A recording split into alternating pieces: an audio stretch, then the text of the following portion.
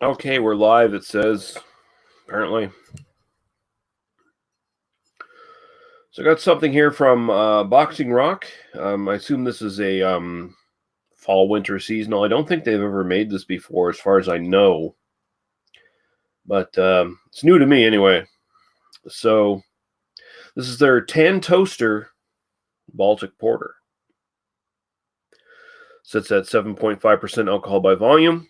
I do not know if it is a lager or an ale. Baltic Porter could be either of those, technically.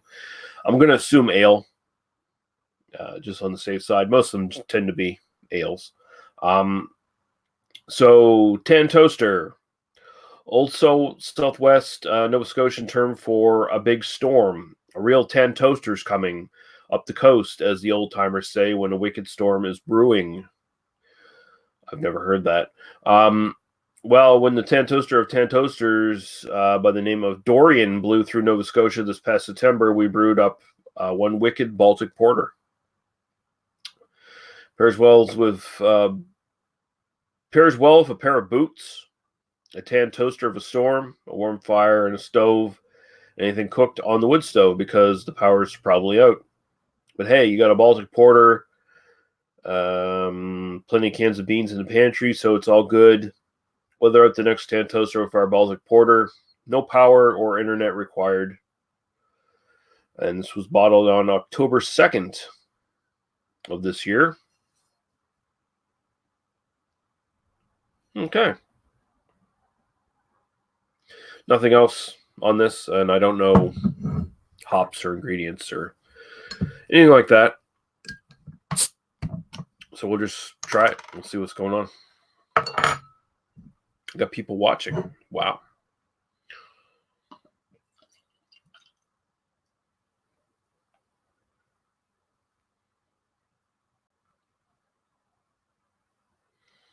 All right, probably poured a little bit too much there, but we'll see.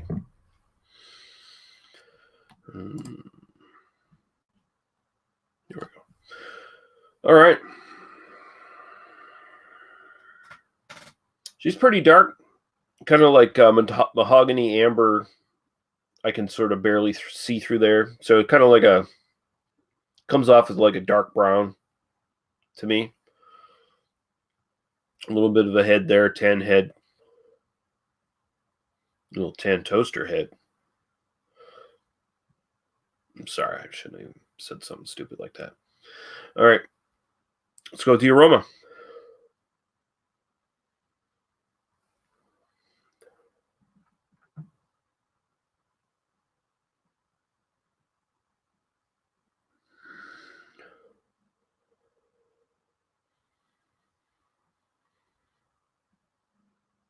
Very kind of a big coffee aroma on this,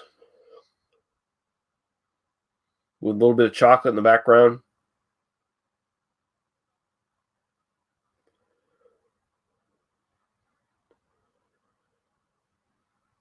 Very typical standard porter smell, really. Not getting any alcohol or anything like that. No, very coffee, slightly chocolate, slightly cocoa powder kind of thing going on here. Smells nice, nothing special, nothing complex or anything like that. So yeah, we'll go to the taste. Cheers.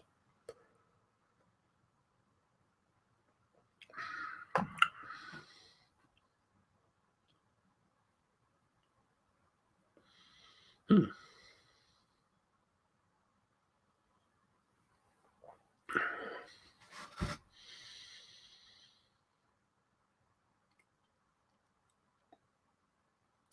Very coffee forward in the actual taste as well.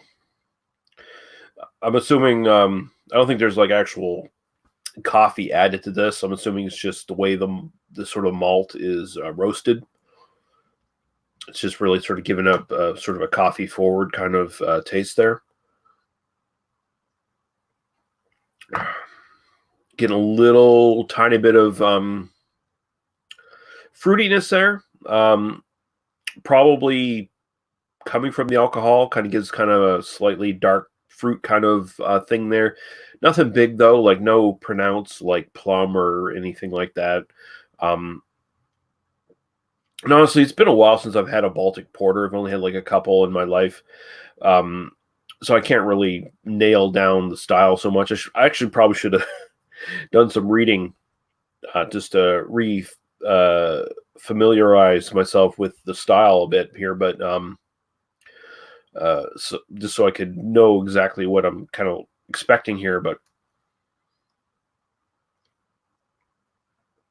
there's a little bit of a fruity component, chocolate, like I said, coffee. Um, Finishes fairly dry, a little bit of astringency, probably from the alcohol.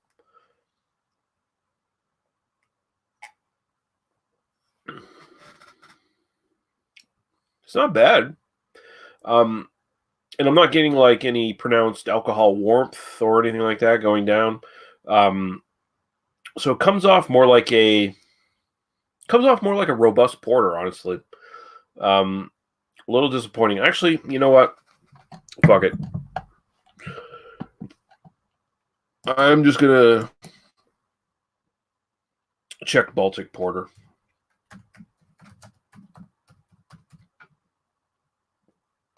Just to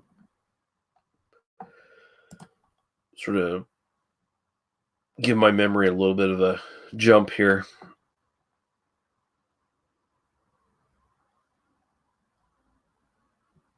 Um,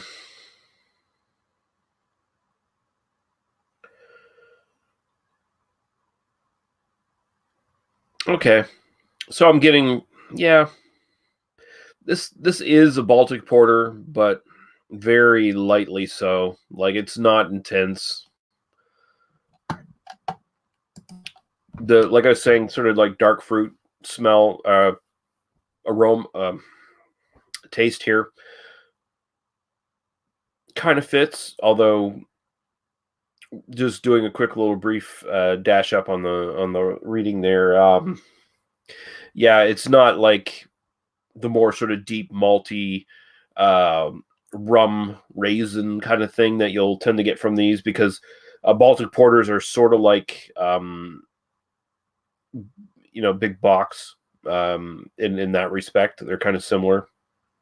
That's why I guess probably that's why some of these can be lagers or ales.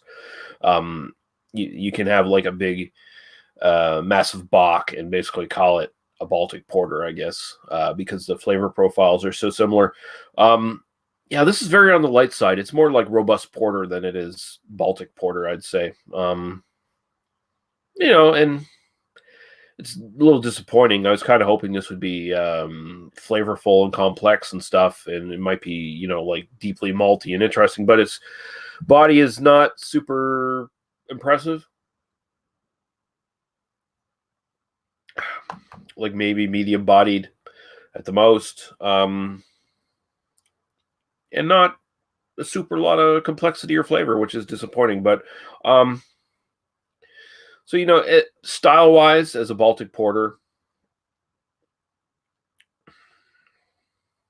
yeah, I'll throw about a 6.5 at it, just to be fair. It's sort of bridging that gap between just like standard porter, robust porter to Baltic porter. I sort of somewhere in the middle there, but overall enjoyment 7. It's fine. It's a really good beer. It's just a little underwhelming for what it is supposed to be on the bottle. Is what I sort of put it at. It's perfectly drinkable. I like it, but it's not wowing me, unfortunately. But yeah, there you go. The Tantoaster from Boxing Rock. I guess they're doing their specialties like this now in these little 355 milliliter bottles because they still have it out. The Equinox, their Oktoberfest are in this format. So yeah, they're big on bottles. Like they don't do canning at all, as far as I know. They're kind of bottle Nazis, honestly. But yeah, so 6.5 for style, 7 for enjoyment. overall. And that's it for the Tantoaster Baltic Porter. Thanks for the 1 or 2 people who watched live. I don't know why you were doing it. You're crazy. And thanks to anyone watching afterwards. Cheers and have a good night. And we'll see you guys soon with another High Tide Imbibe.